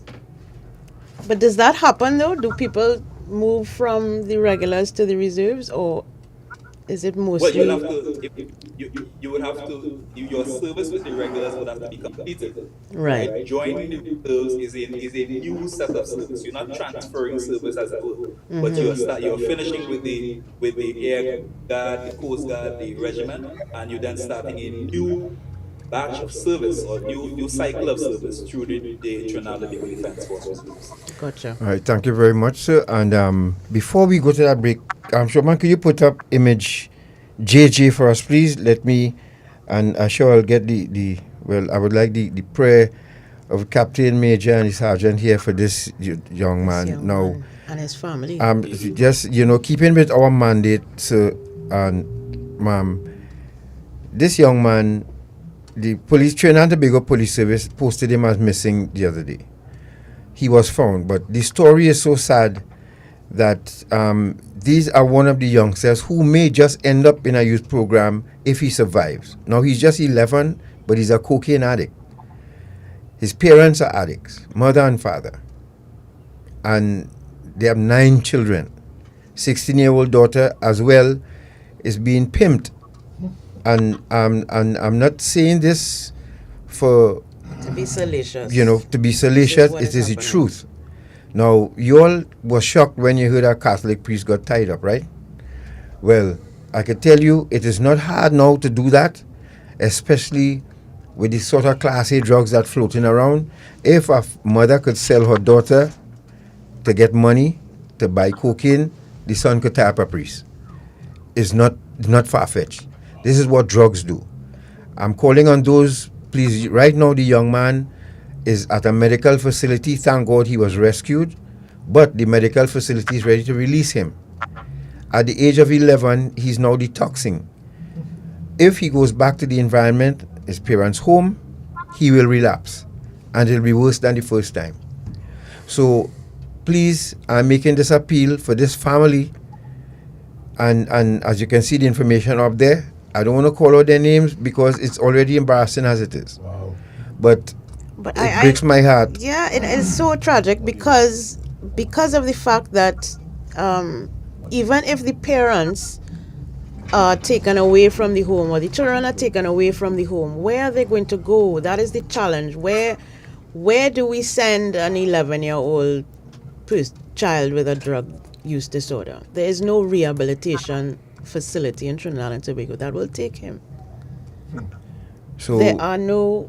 I mean, we know the Children's Authority is strapped in terms of accommodation at the group homes and foster parents and adoptive parents. They are few and far between. It is a long process to become a foster parent. Where is this child going to go? That is my concern. As much as we also would want to punish these parents for what they're doing to themselves and to their children. If they are carted off to jail, what happens to these children? And the cycle continues. So exactly. Ladies and gentlemen, I ask you to lend your prayers and support for this young man, Captain and Major, Sergeant. I hope somebody could find a solution. Just send a positive thought to this family, please. And he live at the age of 11, folks. I could tell you, there's hardly a door of return for a young man. But you see, they got addicted because their parents are addicted to cocaine. And this is the cycle. This is the vicious cycle. And at age 11, because you see, once it's in the home, and once parents doing it in the home, and then some of these children now are sent to youth programs for staff of the SYSP now to turn them around. Some of them end up in the armed forces. And they predisposed. You don't know. It's not something you wear on your sleeve, but it can turn out.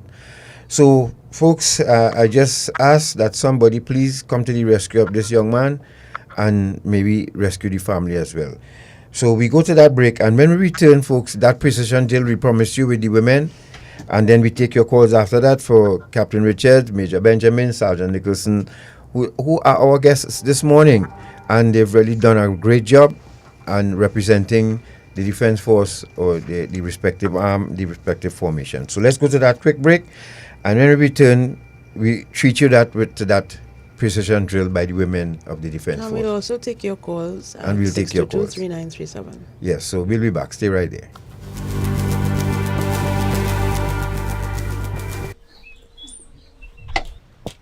Hi, babe.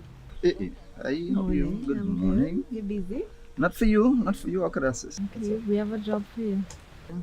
Job? What kind of job is it? Morning, boss. You have a small work for you, a little 5,000. What you do, pick up some girls, drop them and remember the boss for you. You're making a quick 5,000. Girls, boss. What is this about? Listen to me now. It's a little small work. You reach in Toko, pick up some girls, drop them and Rima. 5,000. That sounding like human trafficking. Are you trying to set me up or what? Partner, you know the penalty for human trafficking? Look, I gone now. Excuse me, please. Do you know that human trafficking is considered a serious crime in Trinidad and Tobago and is punishable by law under the Trafficking in Persons Act Chapter 1210 or the TIPS Act?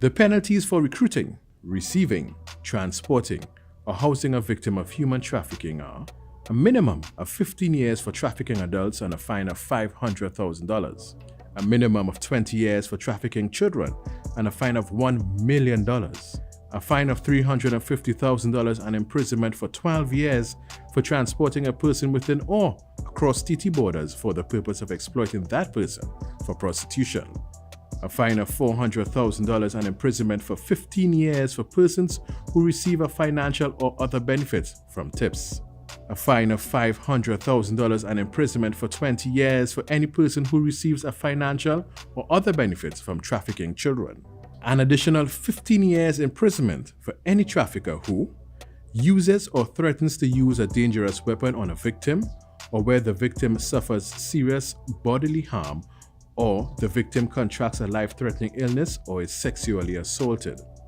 or if the trafficker abuses his power as someone entrusted with the care or supervision of a child victim. Imprisonment for 25 years for any member of the Defense or Protective Services or any official or public officer having the powers of arrest who commits an offense. Court can order forfeiture of convicted trafficker's property.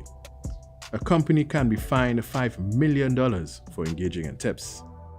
We are the Counter-Trafficking Unit of the Ministry of National Security, Trinidad and Tobago, safeguarding human life. Don't become a headline. Doing construction, picking fruit or trimming trees? Keep bamboo rods, ladders, scaffolding, roof beams, oversized material of any type, and body parts at least 15 feet from electricity poles and lines.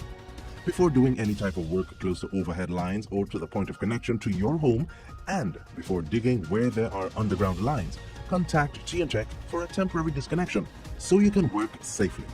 T&Tech, the power to make it work.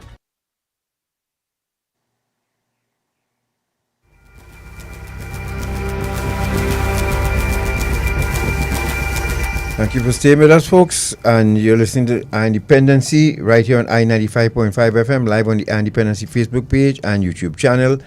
And we say good morning to Odette O'Connor. Happy birthday to you. Then fan and listen out to Independency. Major, someone had a question here, and I think I should ask it before we show this feature. If someone who is currently serving in the TTDF reserves, they lose their job for some reason, does that impact their standing in the reserves, given that they must have a job to join the reserves, but they're already in the reserve, they lost their job? Sergeant or Major, you could speak to that? Let me defer to Sergeant Nicholson for that response. Sergeant, can you help us there? Thank you very much, sir. No, you are not terminated from the reserves. That is the requirement to join the reserves, is that you must have a job, and the reason being you are offered a stipend. It's not a regular job when you are on the part-time staff.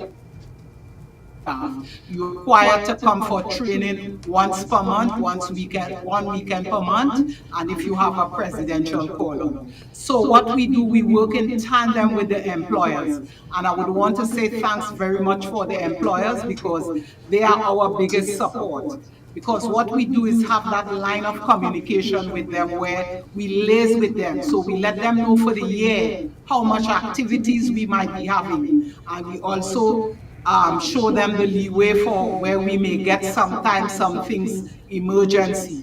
We also keep them in view with what is happening, so that we are not working against each other. We are working together, so that if something should happen and that person should lose his or her job, they would still be part of the reserves, because the requirement to join, as I said, is that you must have a job and the necessary skills that would be placed in the advertisement. Thank you very much. Thank you very much, Sergeant. All right, so let's go to that feature now, short man. Let's treat our audience to this, and we can describe to our listening audience what we're looking at. But I hope you can join us to see the women of the Defense Force in action before we take some calls. Let's go to that, folks. And then we'll answer some questions we have on WhatsApp there as well.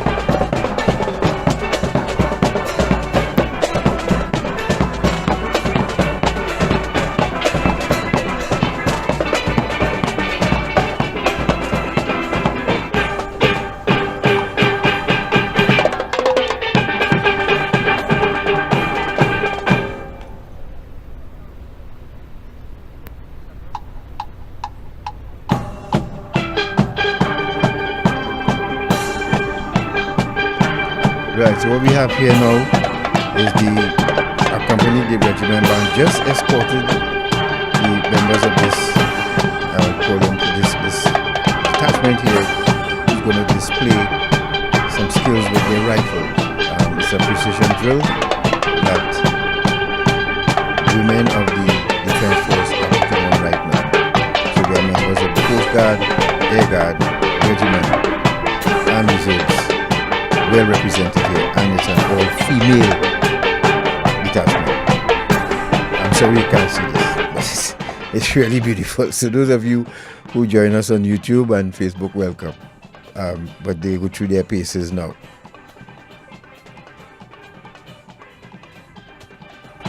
And this took place at the heliport in Chagaramas. The Chief of the Fence Staff Parade, and I just so I didn't have time to tell you all the movements. I could tell you all the changes that they're doing on the march with their rifles. But they are all carrying rifles. It's SLR, it seems, yes. And they are all women. Yes, all women.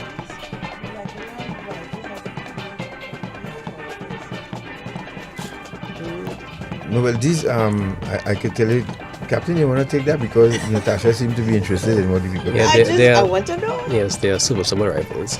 Okay. Yes, but we don't use them on operations that regular anymore. Yeah, we use the Galil assault rifle. Gotcha. Yeah, this is the rifle that I broke in. Many of them have been broken in training. Yes.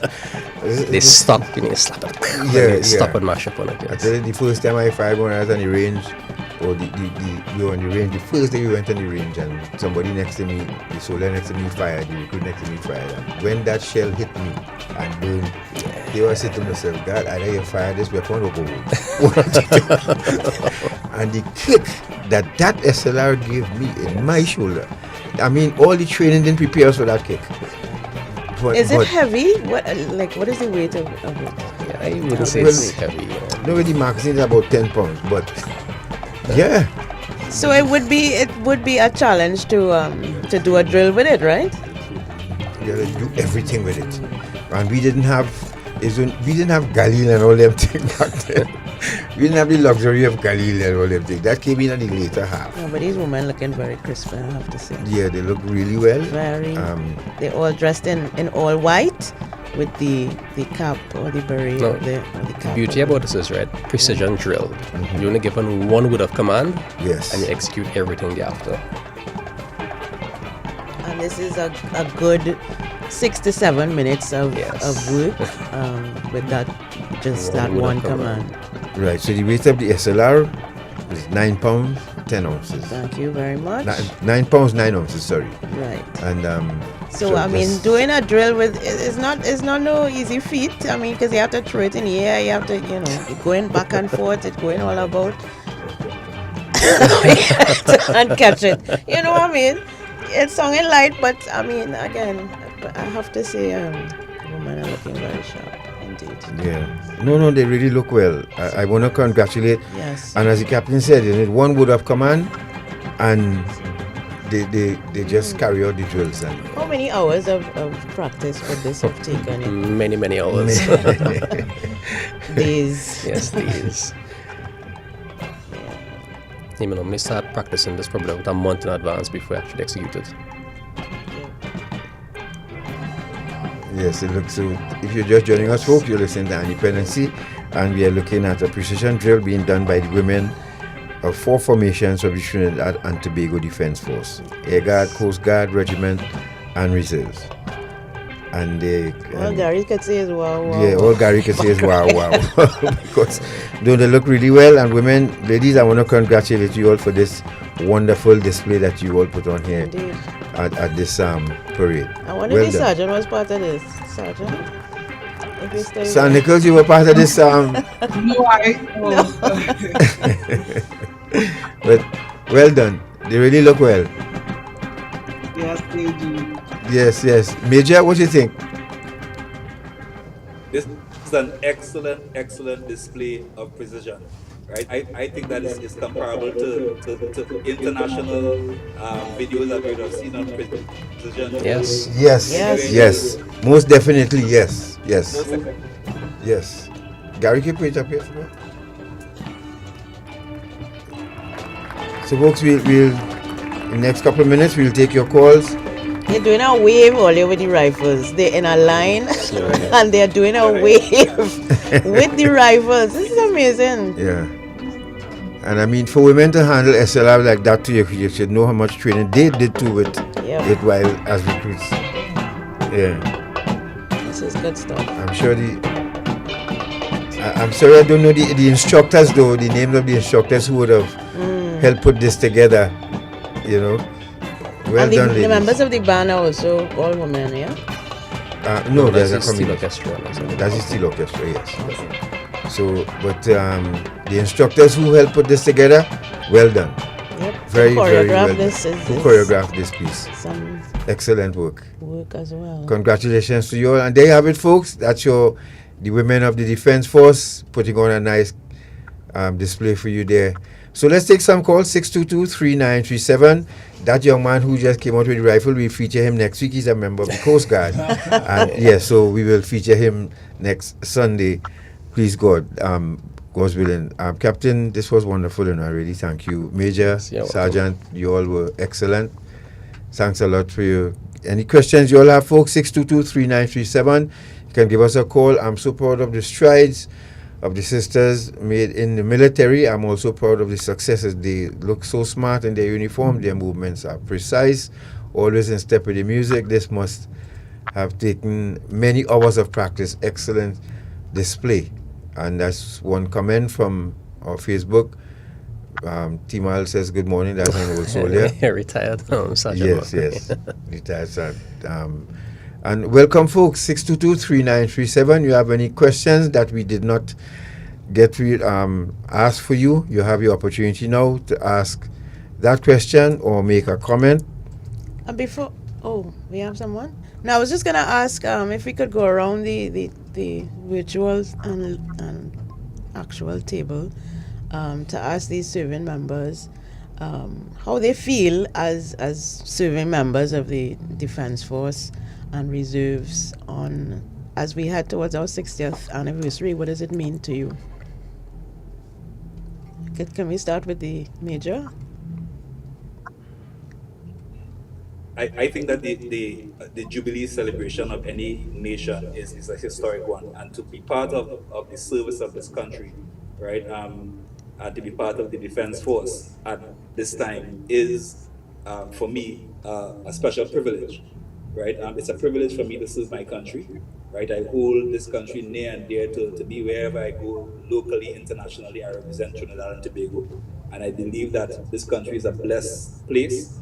And we produce, phenomenal citizens who stand head and shoulders above anyone, anywhere, right? And we are very proud to be Trinidadian and Tobagonian, and I will hold, this country near and dear to me in all of my work, in all of my vocations and my practice, right? So I'm very proud to be a member of Trinidad and Tobago Defence Force, and by extension, a member of the Trinidad and Tobago Defence Force Reserves at this time. Right. So we take our first call before we get comment from Captain Richards and Nicholson. morning, Major Bob. Benjamin, I just sent you a message via WhatsApp. Can you check that? And you have the option to answer it, please. I wouldn't put you on the spot by asking you that. On air, you right. Good morning. God. Morning. Morning. You are in your element. I look at this program every week. That precision drill wowed me. Congratulations to the woman. Congratulations to you to bringing this to the public. And it is good to have young children looking at this to see what career they can follow when they leave school. Yes. This is excellent, and I give you 100% plus for continuing on your journey. Good luck to you and Natasha. This program is really excellent. God bless you all. Thank you, ma'am. Thank you. And of course, it could not have been done without the assistance of the Ministry of National Security's Comms Unit, Ms. Parvati Hazel, and the folks at the Comms Unit. Thank you very much for getting this for us, as well the Chief of Defense Staff and CO, Commanding Officer of Trinidad and Tobago Regiment, who I think is Colonel Ned right now. Yes. Good morning, sir. Hello, good morning. Morning, God. Morning, Natasha. And morning to the officer there. Morning. Very good program, God. You see this program there? Listener, man, you would know how much it's been doing to the young people and how much it's been enlightening them to come and join.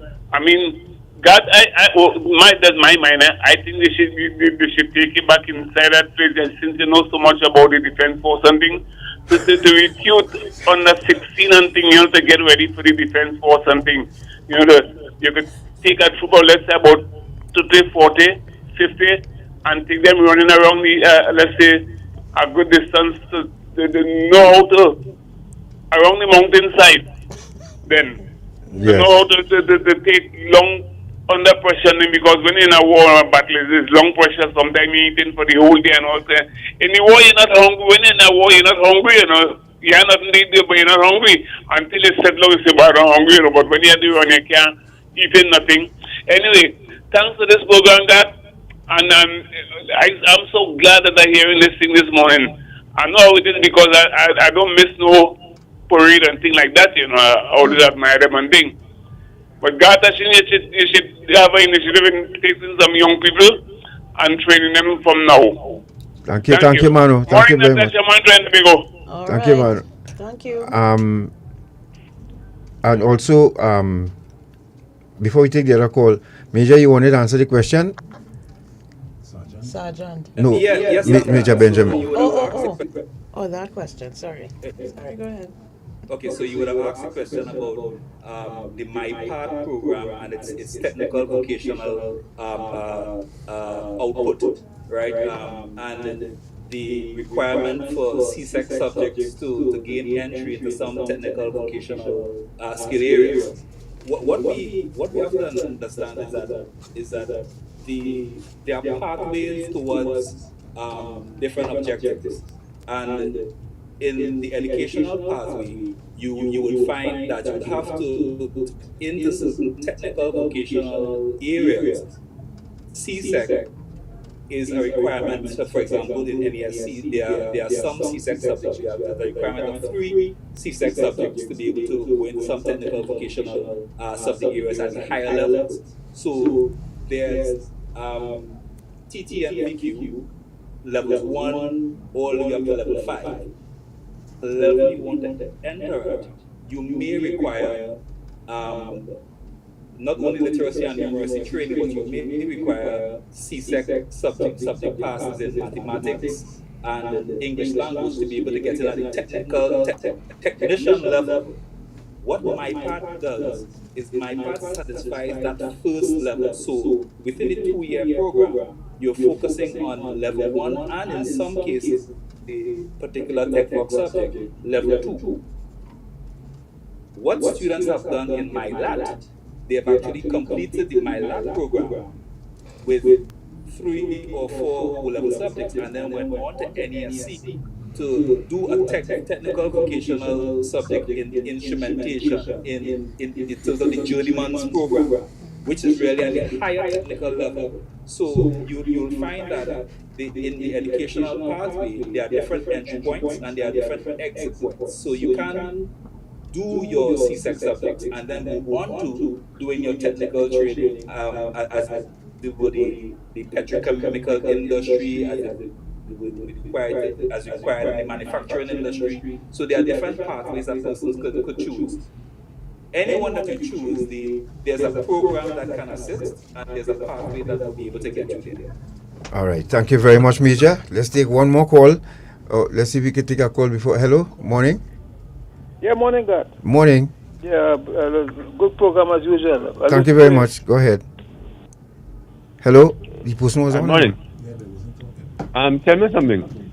Could police officers join the reserve? Police officers could join the reserve. Good question. Yeah. Okay, Major. Sergeant. Anybody willing to answer that? When they say police officers, retired or serving? Serving, I would assume. I mean, that's a tough one for me. I mean, they are employed. So. They are employed, so, but that's a good... Okay, I would like to answer that question. Quickly, sir. One of the requirements of joining the reserve is that you must bring a letter from your employer in agreement with you being part of the reserves. So if that is the case, that person would have to get a letter from the Trinidad and Tobago Police Service saying that they are giving them the support to join the Defense Force Reserves. Because as I said before, it is not isolated. We work in tandem with the employers because you would have to have time off. And that person would... Captain, we just lost you, unfortunately, Sergeant. Well, it's a very good experience to be here on this program. We lost you there for a minute, son. We lost you there for a minute. But we get it just, once you get a letter from your employer, you can be a part of the reserve. We have 1 minute before news time. Captain? Yeah, so it was an honor and a privilege to be here as part of the program. Right? And I want to commend you on the good work by having this program and inviting us to speak on it and to inform the general public of what the Defense Force does. So thank you for being here. You're welcome. Closing remarks, Major, and Major, as you close remarks, we have to remember Captain Alwyn Vidale, who was efficiency decorated. He was the longest serving commissioned officer. He was also the founder of the volunteers at the time. So I'm sure you're grateful to him for that. Closing remarks from you, Major? Indeed, and thank you very much for inviting us. Just also underscore that to be a member of the Trinidad Defense Force Reserves, you simply have to be a citizen. You also have to be a citizen of the Republic of Trinidad and Tobago. Yes. That's one of the requirements. With regards to the reserves and the specialized service programs, we continue to labor in the vineyard. We think that the future of our country lies in the success of our youth, and we in the Defense Force are very happy to be making this contribution to ensure that the safety of our future is secure through our youth programs. Thank you very much. All right, so Sir Nicholson, thank you so much for the time that you spent with us, folks. We have to run again as usual. Next week, please God, we'll be here. And those of you who call in this morning, save your call for next week. We'll give you more time to... we have the Coast Guard and the Air Guard in studio. Yes, we have Coast Guard and Air Guard in studio with us. And we'll be happy to spend some more time with you, taking your calls and your questions. I know you have a lot. So... Major, thank you. San, thank you very much. Captain, thanks a lot. Gary, Shortman, those of you. All right. And Major News up next with Mr. Sterling Henderson. Have a good weekend. Thank you. Good afternoon.